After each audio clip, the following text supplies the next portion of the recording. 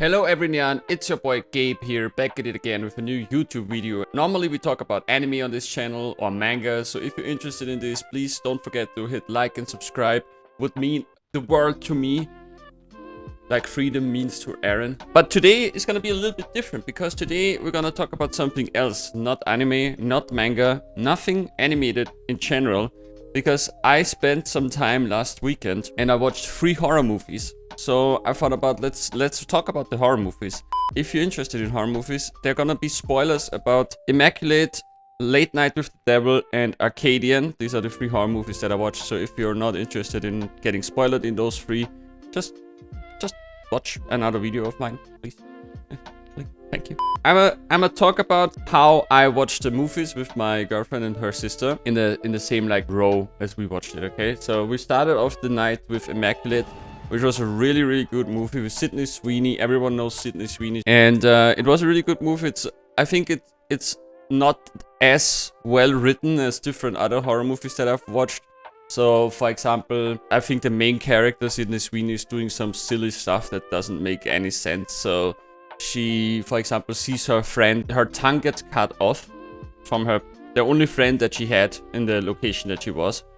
And she doesn't help her. She's just like watching and not even screaming or anything. No helping, nothing. She's just watching them literally torture and kill her best friend.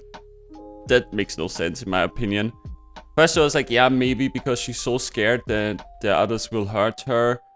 But then my girlfriend was like, yeah, but nobody's gonna hurt her because she's the one main character. If you've watched the movie, you know what I'm talking about. I don't want to spoil too much, even if I spoil stuff. So just check it out. It's a really good movie, especially the ending. The ending is really sick because Sydney Sweeney gets this one take face close up scene where she's playing for her life. Holy shit, that's what an actress is. That was really nice. But in general, I would say it's a 7 out of 10. Just because some decisions made no sense, and some things that happened also make no sense. Like people burning alive but still being alive. There's like this huge ball of fire, right? And this guy stands in this ball of fire, sorry, and he's engulfed in flames, and he's still alive, and he can still fight Sydney Sweeney. It's like, nah, sorry.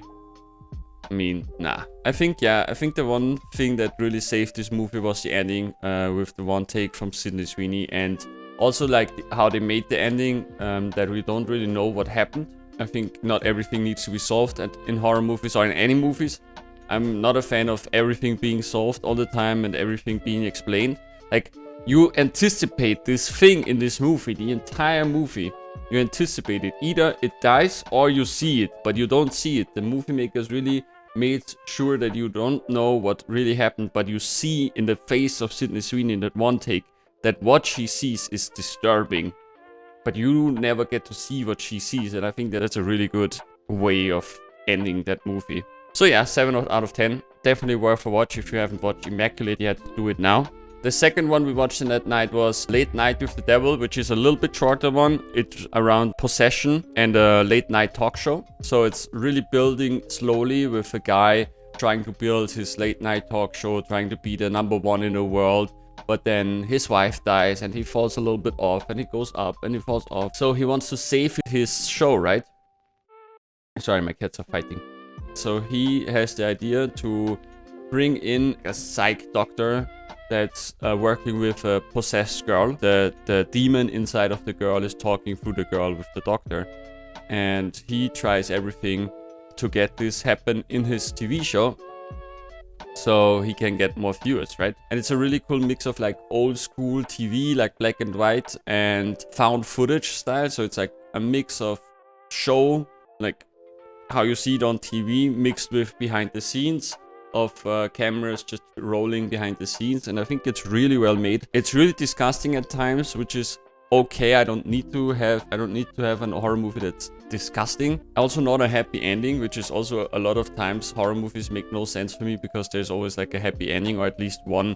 Like the hero as the Scream Queen that survives the entire ordeal. All her friends get killed like that.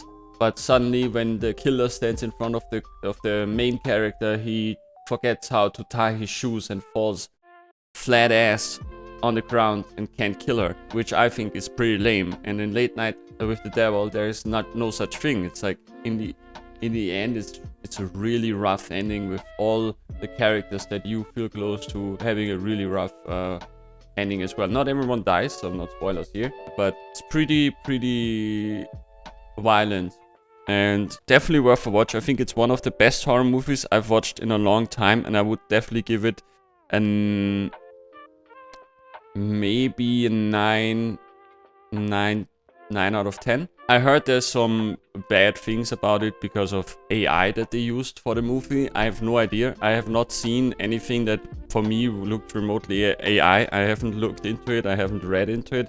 I wanted to watch the movie first and give it like a full-on non-AI rating. And I think if you leave out the AI part, I would say it's a 9 out of 10. Close to a 10 out of 10. And as my fiance is a graphic designer and I really don't like artists being stolen of their work through AI, I would probably rate it lower just because of that. Because sometimes my girlfriend will not have a job anymore because of AI, which is lame. And the last one that we watched, last but not least, we watched Arcadian with Nicolas Cage. Holy shit. Who is Nicolas Cage's agent?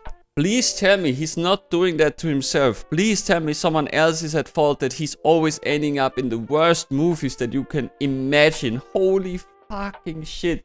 This movie, Arcadian, what the fuck did they think about that? What did they have in mind when they envisioned the plot and when they thought about the movie and just imagined the movie? The monsters are inspired by Goofy, but they don't look like Goofy, they just look goofy.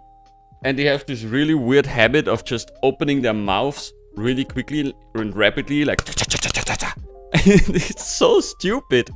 And in general, the actors themselves, like Nicolas Cage, I think played really well. And overall, like actress and actor-wise, it was really not a bad movie. But the entire plot of the movie, like this post-apocalyptic, there are monsters now, is so weirdly built up, and the monsters are so stupid that you can't take it serious at all. And I'm so sorry for Nicolas Cage. I really love him.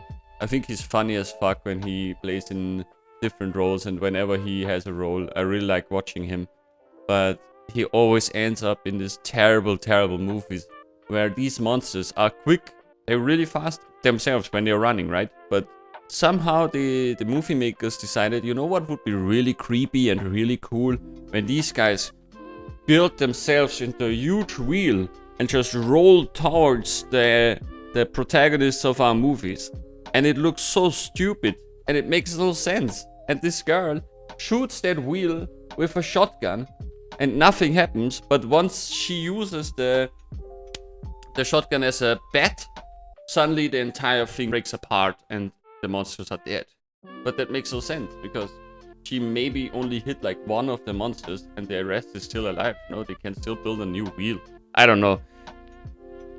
Really weird movie. I would not recommend watching it other if you are a fan of like trash movies or B movies. Watch it. Or if you're a fan of Nicolas Cage. Not even if you're a fan of Nicolas Cage is worth watching because he's half dead, half of the movie. So you don't really see a lot of him. Nah, that's like a 2 out of 10. It's a 2 just because of the actors. I really like the actors and how they acted. And for Nicolas Cage. Nicolas Cage gets his own star, so 3 out of 10. But I would not recommend. If you are searching for a good horror movie, I would not recommend you Arcadian. I would definitely recommend you Late Night with the Devil and Immaculate. We watched those 3 movies because we watched a YouTube video where they were like the best horror movies of 2024 so far. This guy in the YouTube video put Arcadian above Immaculate. It was like top 3 or something for him. But it's... I have no idea how he had to be paid for that.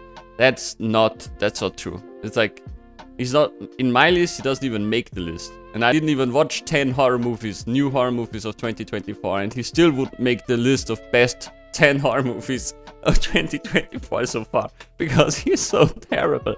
Anyway, that's it for today. Thank you guys so much for watching, and don't forget to like and subscribe. We'll see each other in the next one. I really hope that I can keep up a video every 4 day schedule again.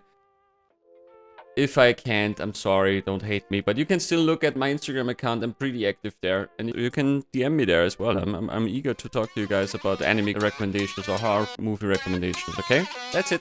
Bye-bye. Coming for the throat! Deep between my knuckles.